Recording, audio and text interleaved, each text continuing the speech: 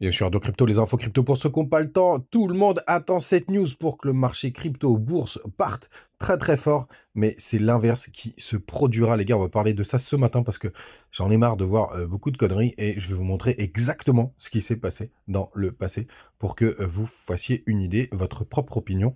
Et bien évidemment, après, on pourra y mettre des hypothèses. En tout cas, ce matin, le BTC, il est à 67 500 600 $. On est à plus 0,5%, mais la réalité, c'est qu'hier, on a fait un petit up pump jusqu'à 70 000 $. Dans le bas du tableau, on a CryptoClebar, lui, qui est à plus 3%, Ton qui est à plus 8%.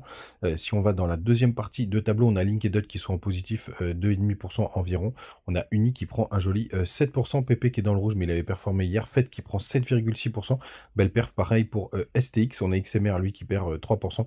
Et quand on arrive en bas du top 50, à la 51e position, on a TAO qui est à plus 7,1%.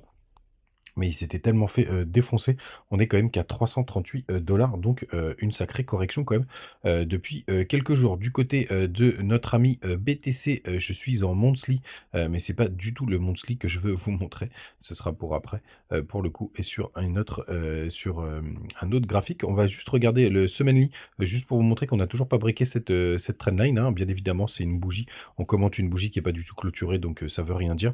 Mais pour l'instant, cette petite trendline qui a fait office de résistance et maintenant sur lequel on fait un pullback, pour le coup, est en train de tenir.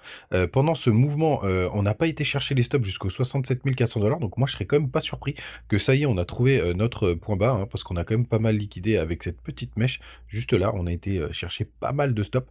Et après un gros événement comme ça a plutôt bien tenu.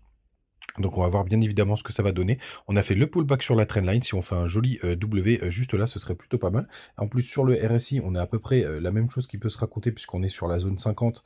Même si on est un peu en dessous, vous le savez, c'est une zone. On pourrait former notre petit W juste là, hein. Vous voyez, oui, qui peut être une zone de support, ça a pas mal travaillé ici. C'est même le retest de cette épaule, tête-épaule du RSI. Regardez, hop, on va zoomer, ce sera plus propre. Hop, vous avez épaule, tête, épaule, hop, et on est parti. On est en train de retester toute la base de cette figure. Donc pour l'instant, les gars, on a un joli petit support des familles qui est en train de se former. Est-ce que c'est allié au système Ishimoku? Non, pas du tout. On a aussi comme une petite zone de confluence le 17 juin qui se situe sur cette zone si on a besoin d'aller rechercher plus bas et de retester cette mèche. Et malheureusement, la lag in spine qui demain devrait se heurter au cours, comme je vous disais hier, sauf si on a un gros pump. Mais là, pour le coup, pour aujourd'hui, j'y crois pas trop. Encore que on a quand même quelques petites news qui arrivent. On va en parler juste après, juste faire un petit tour du côté des liquidations. On va passer en semaine libre pour que ce soit plus propre. Justement, ça nous donne la photo sur une semaine. Ça va bien fonctionner. Hop, et voilà, et vous voyez quand même qu'on a pas mal fait de nettoyage, hein. Donc est-ce qu'on a besoin d'aller plus bas? Bah, je suis pas sûr moi les gars, hein. Vous voyez en plus on a tous les stops qui commencent à s'accumuler pas mal au-dessus des 70 000 $, 70 200, c'est normal puisqu'hier on a dumpé sur cette zone. Donc moi pour le coup, je serais pas surpris qu'on ait fini notre nettoyage et que désormais soit on latéralise, soit ça y est, on peut repartir un petit peu plus fort. La saisonnalité, tout le monde s'en fout parce qu'il se passe pas mal de choses en ce moment du côté de la régulation aux États-Unis avec les élections et peut-être bientôt les ETF, ETH qui vont démarrer. Donc pour l'instant les gars, pas de panique et on est toujours dans un gros range. Je sais que les altes se font complètement défoncer. Mais là pour l'instant, RAS, pour moi, tout va bien et pourquoi pas repartir. Du côté des liquidations, on a eu 200 millions quand même hier. On a un Crypto Fear and Greed qui est pas folichon non plus, qui est à 70, donc ça c'est plutôt chouette. Moi j'aime bien quand il y a un peu plus de quand tout le monde n'est pas euphorique sur les marchés. Donc pour l'instant RAS, hier on a eu une sortie de capitaux du côté des ETF. Vous voyez, mais non, c'est avant-hier, on a eu une grosse sortie, hein, puisqu'il y a 200 millions qui sont sortis, mais hier, il y a 100 millions qui sont rentrés. Vous voyez, ça rentre, ça sort. C'est marrant parce que ça suit quand même pas mal le cours du BTC. J'ai l'impression qu'on est ETF dépendant désormais pour faire pumper le cours. Du côté des autres news, n'hésitez pas à nous rejoindre du côté de Telegram. Vous avez les petites infos AI du jour. Là, ce matin, ça parlait de ICP, de Ton, de Merlin Chain, qui est plutôt intéressant. Et puis, évidemment, toujours un petit bout sur les IA. Et Egan Labs, cette société qui a récemment acquis Rio Network. Il faut que je vérifie si c'est le même Rio que j'ai en RW, que vous avez beaucoup, certains d'entre vous. En tout cas, vous avez les liens du côté de BitGet, de BingX, de Bitmark et de Mexe. N'hésitez pas à en profiter. et à le partager en commentaire. Oui, c'est aujourd'hui le lancement de AO. J'ai pas encore toutes les news, toutes les infos. Je pense que je le partagerai du côté du Telegram. Mais oui, c'est aujourd'hui normalement qu'il y a AO qui devrait démarrer pour te répondre Al Capone et du coup du BitGet justement.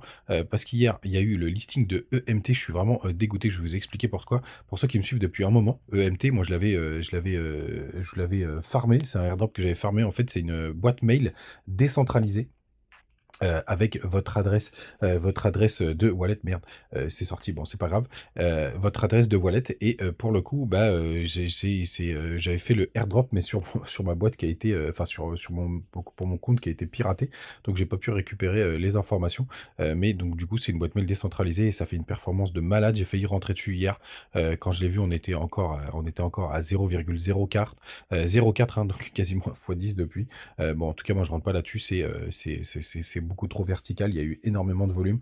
On est à 400 millions. Quand j'avais regardé, on était à 40 millions de market cap. C'est parti très très fort. Donc c'est un très très beau projet. Malheureusement pour moi, ça a trop pumpé là, hein, x10 en quasiment 24 heures. Pour moi là c'est plus possible malheureusement, mais bravo à tous ceux qui sont dedans parce que et qui ont profité de la montée parce que c'est vraiment un super projet. Du côté des news de Twitter, hier, je vous partageais pas mal de petites news en direct puisque notre ami Jérôme Powell donc a maintenu les taux, hein, pour le coup, et puis on a eu quand même pas mal de petites news du côté des taux d'intérêt et aussi de l'inflation, puisque tous les chiffres étaient positifs, c'est-à-dire qu'ils étaient en baisse par rapport aux prévisions. Attention, ils étaient en dessous des prévisions, donc ça c'était plutôt une bonne nouvelle. Jérôme Powell n'a pas baissé les taux, ça c'était vraiment prévu, et pour l'instant il dit qu'il pourrait y avoir une baisse de taux, moi de ce que je comprends, une maximum cette année. Et justement, c'est là où j'en arrive à ma transition. Bravo pour cette magnifique transition en cryptopsy, les gars. On vous dit des énormes conneries sur les baisses de taux. Donc là, vous avez tout le monde, sans exception, là, qui vous dit vivement la baisse des taux, on va voir le marché qui repart, etc. Alors, je vais vous montrer exactement la réalité, parce que j'en ai marre d'entendre ces conneries. Donc ça, c'est tout l'historique des taux d'intérêt de la Fed, tout simplement. Donc la première baisse de taux d'intérêt, c'était, hop, en janvier 2001. D'accord? Vous retenez bien cette date, en janvier 2001. Qu'est-ce qui s'est passé en janvier 2001 sur les marchés de la bourse? Eh ben, vous allez voir tout de suite. On va repasser en monthly pour que ce soit le plus propre possible. Si ça veut bien fonctionner, hop, on va enlever Ishimoku parce qu'on s'en fout. Tout simplement. Donc là, est-ce que je suis bien en janvier? Ah, mais il m'a pas retenu hier, mais c'est pas grave. On va le déplacer ensemble. Hop, janvier 2001, c'était, hop, juste ici. Non, c'est pas là. On va y arriver. Janvier 2001, excusez-moi, je l'avais préparé hier, mais entre-temps, ça a bougé. Voilà, janvier 2001, c'était ici. Qu'est-ce qui s'est passé juste après l'inversement des taux? Regardez-moi ça, une petite bougie, le mois de l'inversion des taux, et après, boum, ça a baissé hyper fort. On est d'accord? On est passé de 1365 points à... Le dump, il est descendu jusqu'à 765 points. Donc quasiment divisé par 2. Et on avait la chute qui avait déjà commencé. Ensuite, on continue, on va aller voir qu'est-ce qui s'est passé ici. Voilà, inversion des taux. C'était quand? C'était tout simplement en septembre 2007. On y va, septembre 2007. Putain, il m'a bougé toutes mes courbes, cet abruti. C'est pas grave. Septembre 2007, on y va. Hop.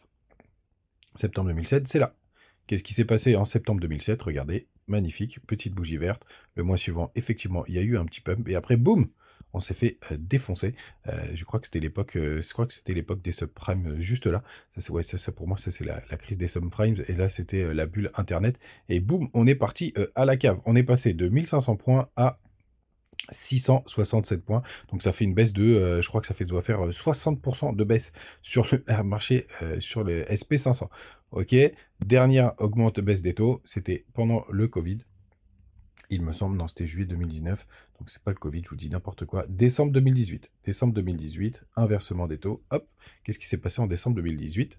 Eh ben, on a eu le même mois un gros crash. Juste là, hop, décembre 2018, c'était un mois de crash où on est passé tout simplement de 2800 points à 2300 points, donc c'est à peu près une baisse de 25%. Le crash Covid, il est là. D'accord? Donc là, on a quand même une inversion des taux qui nous dit on a eu un gros crash et après, on a pumpé très très fort. Quelle est la différence entre celui-là et les autres? Tout simplement que les taux n'étaient pas aussi hauts.